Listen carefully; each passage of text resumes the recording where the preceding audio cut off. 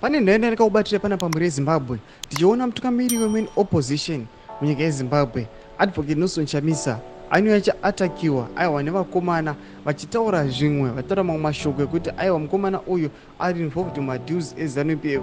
Zvataona kuti vanhu vabva vaita ukasha vakati etiwo vanhu vachitaura mashoko akadaro kune mutungamiri wedu. Sanapinda mashoko abuda chinyogwa pana pahendo yevana vemaveterans vanzikudzwa noti vasubscribe like watina on the bell kuti tipina wanyara vachiti businessman and former Makoni Central MP David Tekeshe says he crossed the lines with Advocate Chamisa after realizing that the former is in a lithium transportation business partnership with Mnangagwa. He said Nelson is compromised.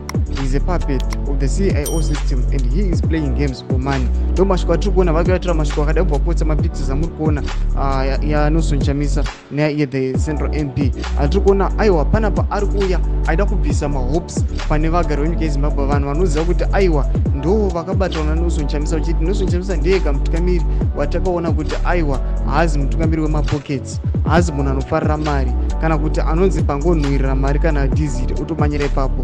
Vari vachibvisa mahopes kune vanhu vachiti aiwa Nelson Chamisa ari mumadeals elithium. Izvo zvaita kuti tione kuti vanhu vajamuka vati hakuna zvinhu zvakadaro.